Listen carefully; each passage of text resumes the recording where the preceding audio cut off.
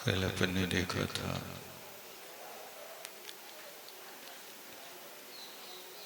आश्रव का विरोधी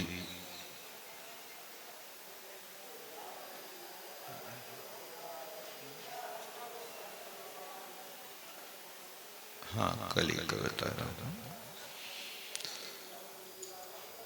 अनादि संसार का विरोधी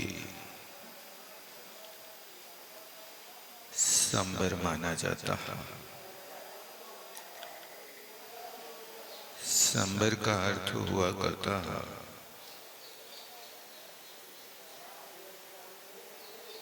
कर्मों के आने के द्वार को रोक देना।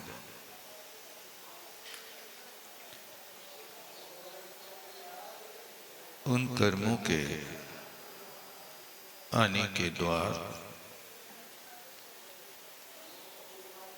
इंद्रिय, कषाय, अव्रत और 25 क्रियाएं हुआ करते हैं।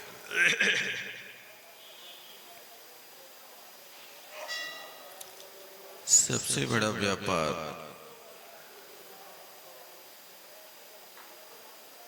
इंद्रियों का व्यापार होता है।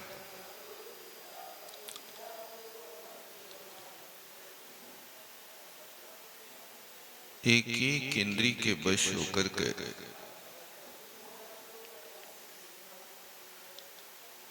अनेक जीवों ने अपने प्राणों की आहुति की है।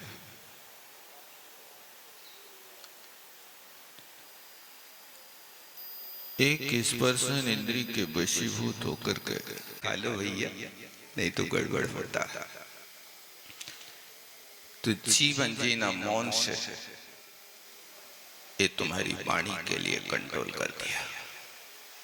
और मतलब रोटी नॉन से, ये तुम्हारी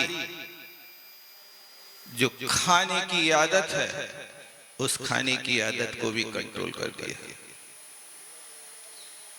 नॉन के साथ, क्योंकि सबसे सस्ता, सुंदर और मन भावन है तो नॉन है, और हर जगह मिल जाता है। नॉन की साइटेज नहीं होती। मीठा की तो हो सकती, घी की हो सकती है, जीरे की हो सकती, धनिया की हो सकती है, लेकिन नॉन को लोग ताले में नहीं रखते। किराने की दुकानदार वाले बाहर पड़ा रहता है। सस्ता है, मिल जाता है, झगड़ा नहीं करना पड़ता और कम खर्च होता है, ज्यादा खर्च नहीं होता। इसलिए जीवन जीना मौन से, मतलब रोटी नॉन से, और दोष न देखो नैन से। अपनी आंखों को दोषों की ओर गाड़ के मत रखो, और फिर धर्म करो चैन से। ये पंक्ति यदि तुम्हारे जीवन में उतर जाए, फिर धर्म का आनंद देखना आपके हृदय में डंका बजेगा। बाहर झांकने की जरूरत ही नहीं। ये इंद्रियों के विषय आश्रव, सांप्रदायिक आश्रव में सबसे प्रधान कारण होते हैं। समय पाकर के और आगे बताऊंगा। अभी तो अपन प्रसंग पर चलते हैं। गाड़ी अपनी बढ़ नहीं पाती है और समय हो जाता है। थोड़ा स्वाध्याय करते हैं। गाथा नंबर 181 है, पृष्ठ 251। अमृत स्वामी उत्थानिका लिखते हैं। आपको पहले ये बात और बता दो कि संबर अधिकार में क्या क्या विषय होता है। तो इनने कहा कि ज्ञानी को आश्रव नहीं होता। तो ज्ञानी कैसे कहते हैं? तो कहते हैं भेद विज्ञानी को कहते हैं। तो फिर यहाँ पर प्रश्न करेंगे आचार्य भगवान से कि भगवान भेद ज्ञान कैसे होता है, हमें बताओ तो। हमने कभी भेद ज्ञान के स्वरूप को समझा नहीं, क्योंकि लौकिक कार्यों में भेद ज्ञान तो अच्छे से हो जाता है। हर घर में भेद ज्ञान होता है। ये हमारा है, और हमसे जो शेष बचे वो भैया को है।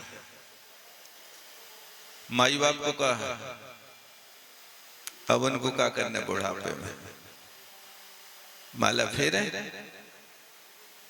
ये क्या कर रहे हैं? भेद ज्ञान कर रहे हैं ना, इसी का नाम तो भेद ज्ञान। निज को निज परको पर जाए। तो जैसे संपत्ति में तुमने अपना कह दिया कि हमारा इतना, और शेष बचे तुम्हारा,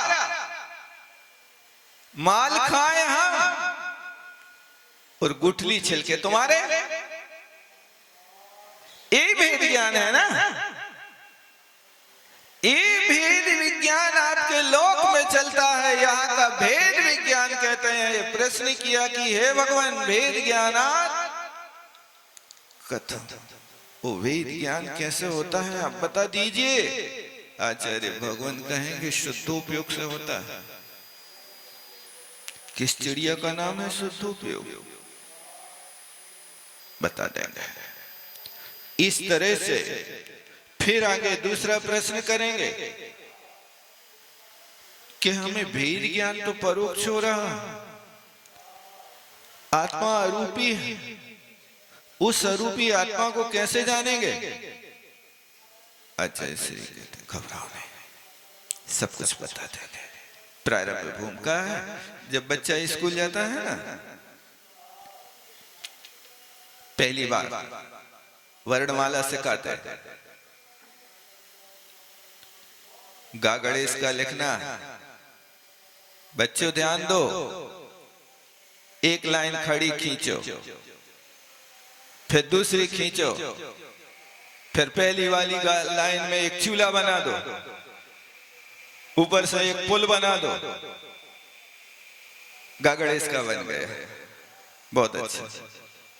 वो बच्चा पूछता कि ये पहली लाइन में चूल्हा बनाने के दूसरी में भी बनाना?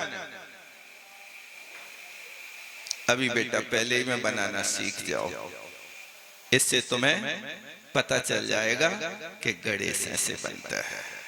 ठीक, आगे चल करके तुम्हें स्वयं अनुभव आ जाएगा, फिर पूछोगे नहीं कि इस वर्णमाला में कहाँ क्या हमें लगाना है, वो आ जाता है। इसी तरह यहाँ पर आचार्य भगवान कहते हैं, पहले तुम यहाँ सुन लो, और सुन करके फिर धीरे धीरे अनुभव होगा तो अपने आप फिर तुम्हें समझ में आने लगेगा, फिर प्रश्न नहीं होगा। जब पहली बार सुनते हैं तो प्रश्न खड़े होते हैं, लेकिन बार बार उसको सुनते सुनते अभ्यस्त हो जाते हैं, फिर उसके बाद प्रश्न खड़े नहीं होते हैं। इस तरह से संबर इन कारणों से होता। उन कारणों में बहुत प्यारे विषय को यहाँ रखते हैं, लेकिन थोड़ा सा हो सकता है कि आप लोगों ने यदि कभी समयसार ना सुना हो तो इस विषय में थोड़ा कठिन लगे, तो घबरा नहीं जाना। जो औषधि कड़वी होती है वो अजूक दवा रहती है। क्या? जो औषधि कड़वी है वो अजूक दवा है। बुखार को दूर करने के लिए चॉकलेट नहीं खिलाते, चिरायता पिलाता है। पिया कभी चिरायता? कोरोना में खूब चला चिरायता, आंख बंद करके गुटकना पड़ता है, इतना कड़वा। लेकिन चिरायता की कृपा है कि आज बैठे हैं। जिनको कड़वा लगा नहीं पी सके, उनका पता नहीं क्या हुआ। तत्र यादव ये सकल कर्म संवरण से परम उपायम भेद विज्ञानम अभिनंदते। तत्र माने इस संबर के प्रसंग में आदव ये, आदव माने सबसे पहले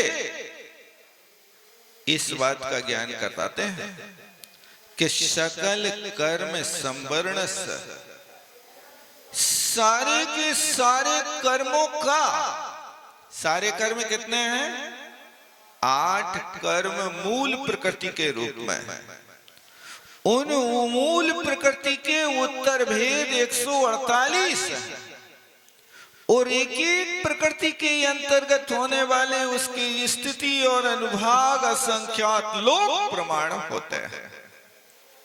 इस तरह उन सारे के सारे कर्मों का संबर कैसे होता है? कहते परम उपायम, जो श्रेष्ठ उपाय है सारे कर्मों का संबर करने का, ऐसे भेद विज्ञान से संबर होता है। उस भेद विज्ञान का यहाँ अभिनंदन करते हैं, स्वागत करते हैं। वो भेद विज्ञान प्राप्त हो भगवान। इस बात के लिए आचार्य महाराज गाथाएं प्रारंभ करते हैं। उभियो ये उभियोगो कोहादि सुनति को योगो,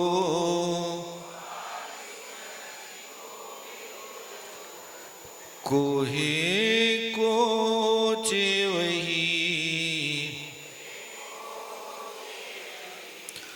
उभियोगे नति खलु को,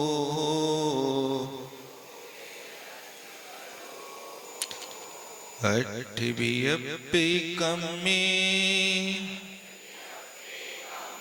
ऋणोकम्मे चाविणत्यो वे योगो,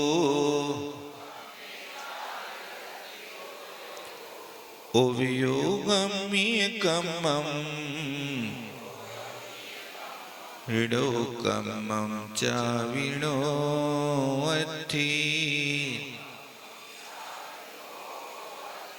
इयं तु अविविरीदं ऋणानं जय्यादुहोदिजीवस्य,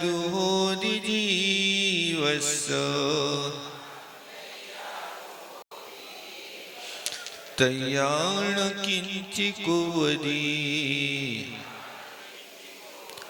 भावं वियोगशुद्धपा।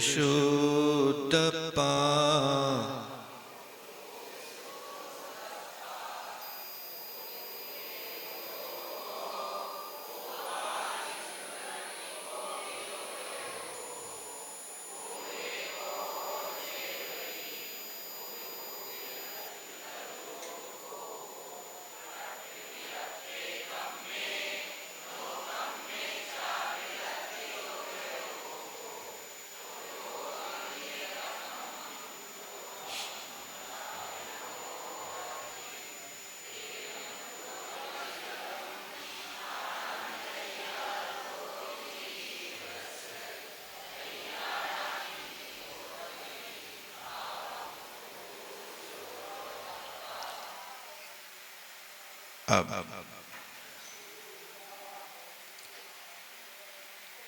चश्मा बदलना है।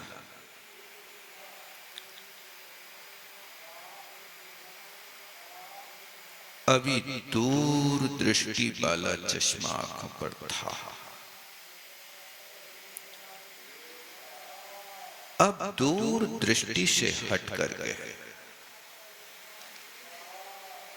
अब आपको अंतर दृष्टि का चश्मा लगाना है। दूर दृष्टि का चश्मा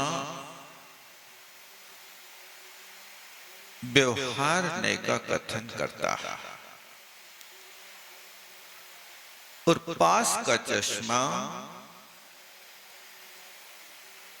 आपको निश्चय नहीं की बात बताता है। पास का चश्मा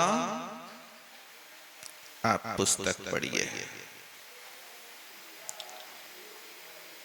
जिस समय पुस्तक पढ़ रहे हैं उस समय आपको दृष्टि निम्न करना है। जब आपको वहां दूरी पर मंदिर देखना है तो दृष्टि को खोलना है, दोनों में अंतर डालना। अब इस चीज को आपने शायद नहीं सुना होगा। उभियोगे उभियोगा, उपयोग में उपयोग है। उपयोग किसे कहते हैं? उपयोग का अर्थ होता है चैतन्यनु विधायी आत्मना परिणाम उपयोग, जो हमेशा चेतना का अनुसरण करता है उस चेतना का अनुसरण करने वाले ज्ञान और दर्शन का नाम उपयोग होता है। दोनों को मिलाकर के उपयोग कहा जाता है। और यदि दोनों को पृथक करना है तो ज्ञान के साथ उपयोग लगता है तो उसको ज्ञानोपयोग कहते हैं, और दर्शन के साथ लगता है तो दर्शनोपयोग कहते हैं। ये ज्ञानोपयोग और दर्शनोपयोग आत्मा का मूल गुण है। आत्मा का परिचय होता है तो ज्ञान दर्शन से होता है और दूसरे कार्यों से परिचय नहीं होता है। आत्मा का स्वभाव जानना देखना। लेकिन क्या करें, कुसंगति में पड़ गए। उस कुसंगति में पड़ करके हमने अपना ज्ञान दर्शन का उपयोग बदल करके राग द्वेष की परिणति में डाल दिया। अब हम कोई भी वस्तु देखेंगे तो देखते ही या तो राग करेंगे या द्वेष करेंगे। वस्तु के स्वरूप को जानने की कोशिश नहीं करेंगे। सामने वाले व्यक्ति को आपने देखा,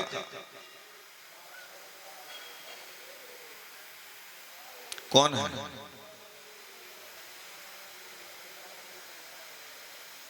कौन है बताओ? मित्र है कि दुश्मन है?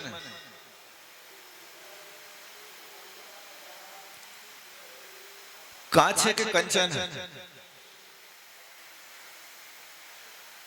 क्या है? ये परिणति आपकी उस वस्तु को देख करके सिर पे नहीं कहती कि वस्तु वस्तु, उस वस्तु के विषय में विकल्प पैदा हो जाता है और वो देखते ही जहर चढ़ने लगता है। देखते ही जहर चढ़ता है। किसका जहर चढ़ेगा? यदि स्वार्थ सिद्धि होगी तो राग का जहर चढ़ेगा, और यदि स्वार्थ सिद्ध नहीं होगा तो नफरत का जहर चढ़ेगा। हमें तुमसे क्या लेने?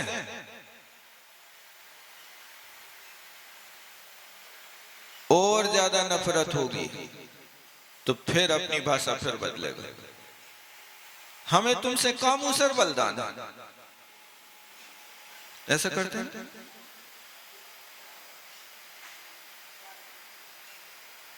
एक कौन सी भाषा है वैसा? प्रेम की भाषा है कि नफरत की भाषा है?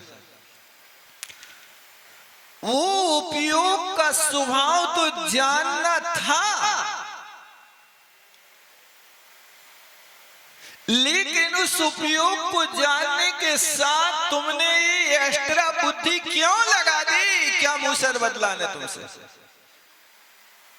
बस यही देश बुद्धि आ गया, यही बंद का कारण हो गया। बस संबर के क्षेत्र से बहुत दूर हो गए। और यदि इतना नहीं किया तो फिर राग की ओर चले गए। अब वो वस्तु को देखा,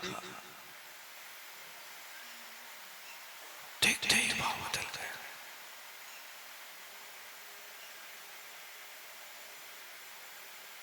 भाव और भाग, इन पर कभी भरोसा मत करना। भाव और भाग, इन पर कभी भरोसा मत करना। ये बहुत जल्दी बदल जाते हैं। यहां सबके बीच में बैठ करके भाव बन गया।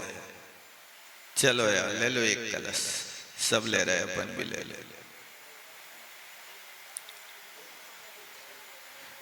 गेट के बाहर गया, अरे यार ये तो कौन सी कमी है, क्या कौन सी कमी है, खूब तो आ रहा। क्या हुआ,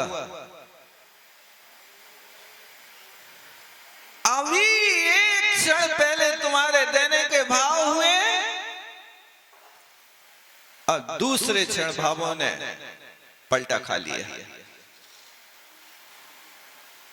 किसने कहा, ओ अंतरंग में उथल पुथल प्रत्येक समय होती, इसलिए भावों पर भरोसा मत करना। भाव कब बदल जाए इसका कोई ठिकाना नहीं रहता, और भाग्य कब बदल जाए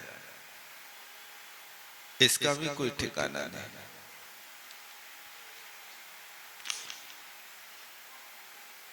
देखो विचार करो, शंबुक ने सूर्यहास खड़क को प्राप्त करने के लिए 12 वर्ष जंगल में कठोर साधना करी, बहुत कठोर साधना करी। इतनी कठोर साधना करी भाई साहब कि इतनी साधना, काश दिगंबर बन के मुनि बनता तो वो केवल ज्ञानी बन जाता। शंबुक ने 12 वर्ष एक स्थान पर एक अन्न का भोजन, एक वस्त्र को धारण करना, एक स्थान को स्वीकार करना, 12 वर्ष तक किसी स्त्री की शक्ल नहीं देखना, 12 वर्ष अखंड ब्रह्मचर्य, सिर्फ स्त्री का त्याग नहीं, भावों से 9 कोटि से त्याग होगा तो सूर्यहास खड़ग मिलेगा, अन्यथा नहीं मिलेगा। इतनी कठोर साधना की, भोजन देने के लिए कोई दासी नहीं, उसकी मां जाती थी। मां को स्त्री नहीं कहा जाता, मां को जनक जननी कहा जाता। मां का हृदय ममता से भरा होता। मां भोजन दे के आ जाते थे। उस शंभू 12 वर्ष पूरे हो गए, आज सूर्यहास खड़क सिद्ध हो गया, सामने रखा है। देख करके प्रसन्न होता, मिल गई निधि, आओ। वहां से आवाज आती है, शंभू सूर्यहास खड़क सिद्ध हो गया, तुम्हारे सामने रखा है, या तो तुम हाथ फैलाओ कि आ जाओ मेरे पास। तो सूर्यहास खड़क चल करके तुम्हारे हाथों में आ जाएगा।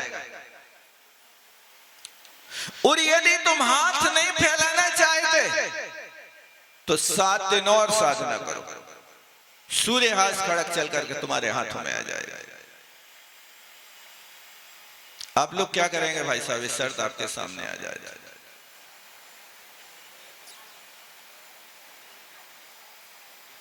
नहीं है पता कर,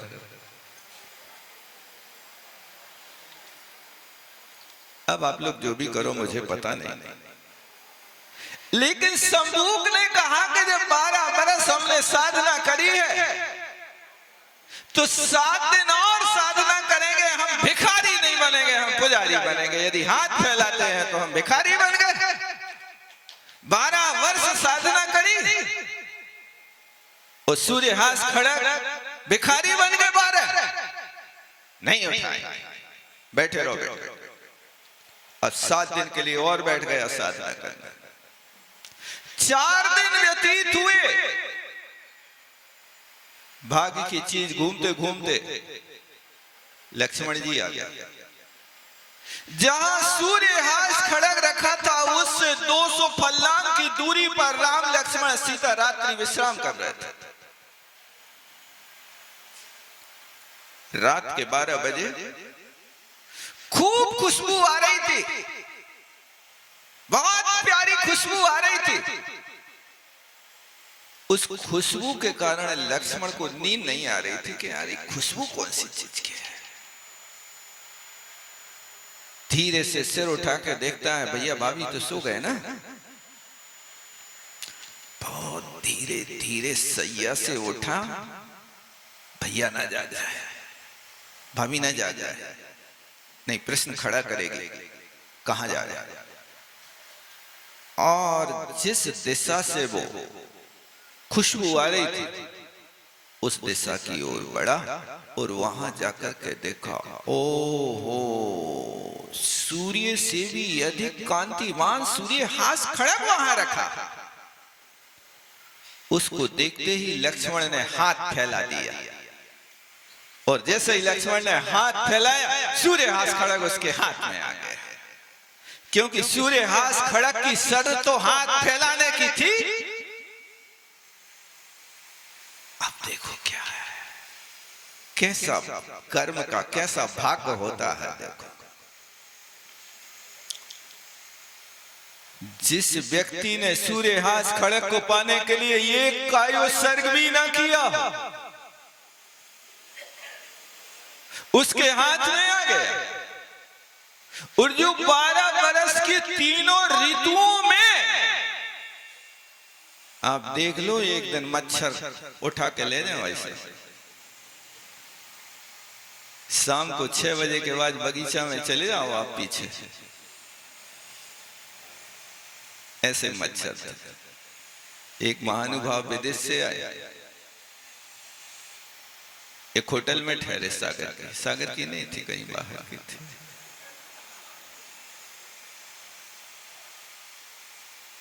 अब वहां पर रात को रुक गए। अब सुबह जाने लगे तो मैनेजर ने पूछा, क्यों भाई साहब, रात तो अच्छी कटी? बोले हाँ भाई साहब, बहुत अच्छी रात कटी। मच्छर? हाँ। बोले मच्छर तो थे और वे मच्छर उठा के ले जा रहे थे, हमें तो खटमलों ने पकड़ लिया।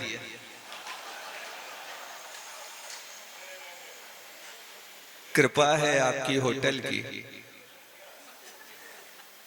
कि मच्छर यात्री को उठा के ले जाए, लेकिन खटमल संघर्ष कर ले और पकड़ के रखे। क्या मतलब है? मतलब जितने मच्छर हैं उतने ही खटमल है। ये स्थिति। बस देखो भाग्य कैसा बदल गया। कहां से घूमते फिरते यात्री लक्ष्मण के हाथ में सूर्य हास खड़ग आ गया। ये होता है, भाग्य कब बदल जाए इसका कोई ठिकाना नहीं। अब हाथ में आया तो लक्ष्मण ने कहा, एक बार प्रयोग करके तो देखो। होता है, व्यक्ति का मन होता है, जब 2 रुपया को पेन खरीदते हो तो होता ही एक कागज खराब करके आओ दुकानदार को, नहीं कर दे? होता है, प्रैक्टिकल तो करो, नहीं चलेगा तो क्या करेंगे? रगड़ देते वही। और यदि ना हो तो दुकानदार की नाक पर पटक देते, ये तुम्हारा पेन है। जब 2 रुपया को पेन खरीदते हैं और प्रैक्टिकल करके लेते हैं, इतनी बड़ी साधना से युक्त प्राप्त हुआ एक सूर्य हास खड़ग, वो प्रैक्टिकल न करे।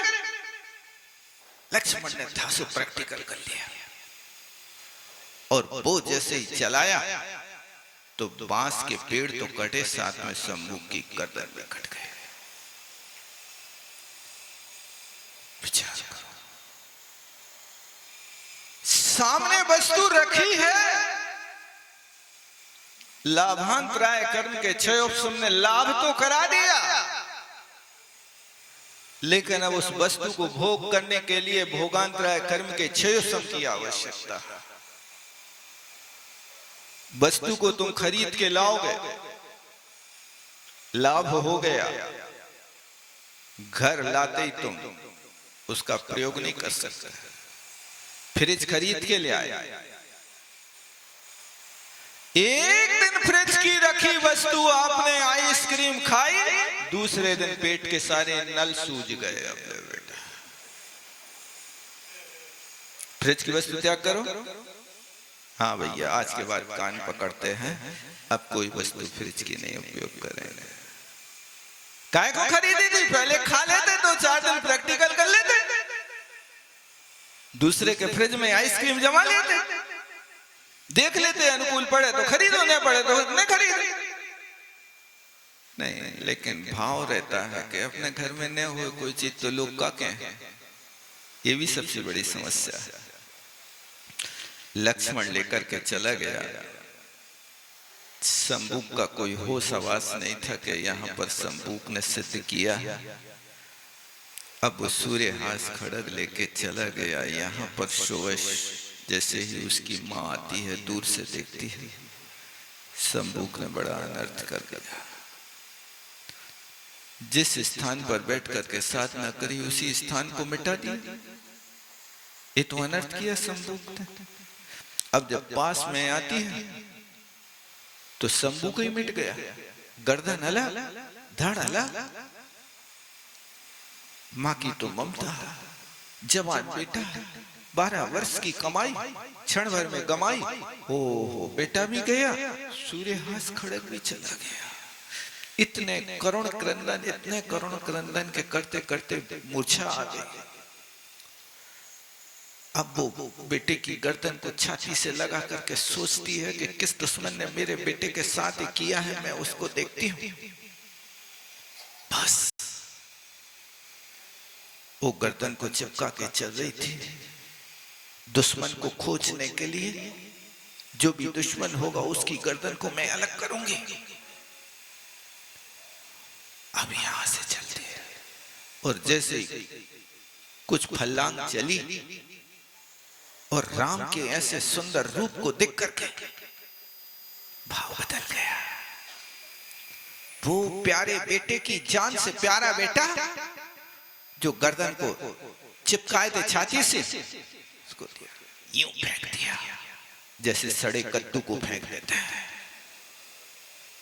फेंक दिया और तत्काल रूप बदला और एक 16 वर्ष की कन्या का रूप बना करके राम के सामने खड़ी हो गई। मुझे स्वीकार कर लो, मैं अनाथ हूं, मुझे चरणों में जगह दे दो। रामचंद्र जी बड़े ज्ञानी पुरुष थे। बियाबान जंगल में कोई कन्या आए तो उसका सहयोग नहीं करना, या तो कोई छल करने वाली होगी अथवा किसी व्यक्ति ने छल के लिए अपन को लूटने के लिए भेजा होगा। ये समझदारी। रामचंद्र जी ने कहा, बहन अभी हमारे ही रहने को ठिकाना नहीं है, हम ही जंगलों में भटक रहे हैं, तुम्हें कहां रखेंगे? नहीं, जैसे सीता है वैसे हमें नहीं। हमारी मां ने कहा, बेटा तुम 3 जा रहे हो तो 3 ही लौट के आना।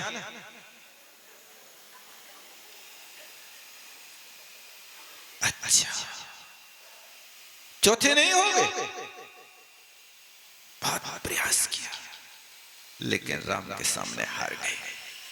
लक्ष्मण से कहती, तुम्हारे क्या भाव? भैया की आज्ञा जैसे। बहुत संघर्ष किया क्योंकि ये संघर्ष, वासना का संघर्ष व्यक्ति की नींद और भूख को बर्बाद कर देता है। नींद भी गायब कर देता है, भूख भी गायब हो जाती है, संकलेश को अधिक पैदा कर देता है। स्त्री का यदि अपमान हो जाए तो वो चाची ताड़का बन जाती है। अपमान मत करना भैया, कभी हाथ जोड़ते रहना उनके से, नहीं तो सबक मिल जाएगा। और रूठ जाए तो मनाना बहुत, आप लोग तो मनाते रहते होंगे, पता होगा क्या करते हैं।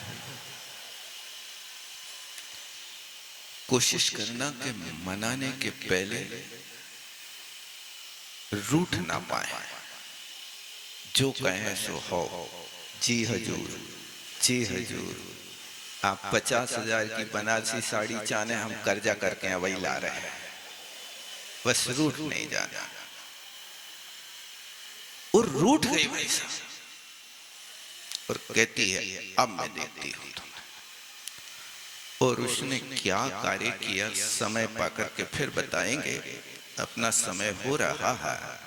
यहाँ पर मैं ये बात बताना चाहता था कि वास्तव में उपयोग क्या वस्तु है और उपयोग का परिचय उपयोग के रूप में करना, उपयोग को आप राग देश की परिणति में मिला करके करते हैं, वो मिश्रण अवस्था होती है। तो ज्ञान दर्शन अपना काम नहीं कर पाता और राग देश आकर के हावी होता रहता है। अब से इस बात में बोलो आचार्य गुरु और विद्यासागर जी महाराज, जावाणी के ज्ञान से